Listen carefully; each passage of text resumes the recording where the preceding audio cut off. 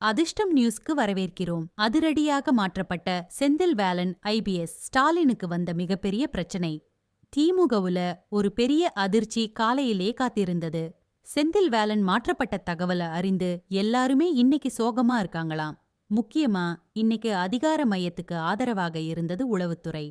மாநிலத்துல என்ன நடக்குது, இன்னும் குறிப்பா திமுக தான் ஜெயிக்கும் அப்படின்னு எல்லா செய்தி சேனல்லையும் யூடியூப்லயும் பலவிதமான கருத்து கணிப்புகள் வந்துட்டு இருக்கு. இதற்கு பின்னாடி உளவுத்துறை இருக்கு. தமிழ்நாடு முழுவதும் உளவுத்துறை அப்படிங்கிறது இதயம் போன்றது.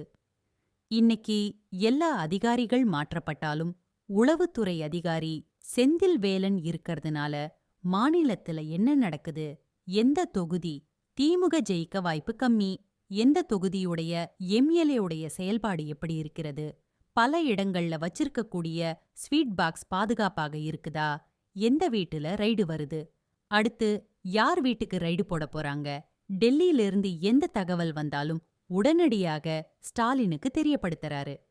இப்படிப்பட்ட சூழலில் இன்னைக்கு காலையில அவரை மாத்தி புதுசா வந்தவர் சார்ஜ் எடுத்துட்டாரு. அவர் போட்ட ஆர்டர் திமுகவை சிதற அடிக்குது.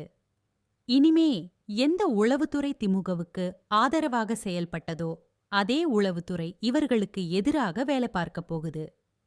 பல ஸ்வீட் பாக்ஸுகள் பல இடத்துக்கு பரிமாறப்படுவது நிறுத்தி வைக்கப்படும். இன்னைக்கு இருக்கக்கூடிய சூழல்ல இவங்க ஒரு கணக்கு போட்டாங்க, கணக்கு வேற மாதிரி நடந்துட்டே இருக்குது. இன்னைக்கு பல பேருடைய வாகனத்தை நிறுத்தி சோதனை போடுறது உங்களுக்கு தெரியும். இன்னைக்கு விஜய் வாகனம், அதுக்கப்புறம் பாத்தீங்கன்னா உதயநிதி வாகனம், ஸ்டாலின் வாகனம். ஆனா இதுவரைக்கும் சபரீசன் அவர்களுடைய வாகனத்தை சோதனை போட்டதா நீங்க பார்த்திருக்க மாட்டீங்க. இதற்கு எதற்காக?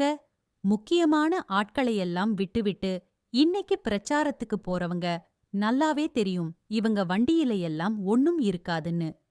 சும்மா பேருக்கு ஒரு கண்துடைப்புக்கு ரைடு நடத்துறோம், நாங்க போய் சோதனை பண்றோம் அப்படின்னு வரும் தகவல். இதற்கெல்லாம் காரணம் யார் அப்படின்னா மேலிடம்தான். அந்த மேலிடத்துக்கு ஒரு வலுவான செக் வச்சிருக்குது தேர்தல் ஆணையம். 4 நாட்களில திமுகவுடைய எல்லா விஷயங்களும் முதல்ல மாதிரி நடக்காது. முதல்ல மாதிரி நடந்தாதான் திமுக ஓரளவுக்காவது ஜெயிக்க முடியும். இப்போ நடக்காது அப்படின்னு நிலைமை வந்ததுக்கு பிறகு திமுக ஆட்டம் கண்டு கொண்டிருக்கிறது. அடுத்து என்ன பண்ணலாம் அப்படின்னு ஆலோசனை நடந்துட்டு இருக்கிறதா சொல்றாங்க. அடுத்து அவினாஷ் என்ன நடவடிக்கை எடுக்க போறார் அப்படின்னு தெரியல. இனிமேல் எடப்பாடி பழனிசாமிக்கு தான்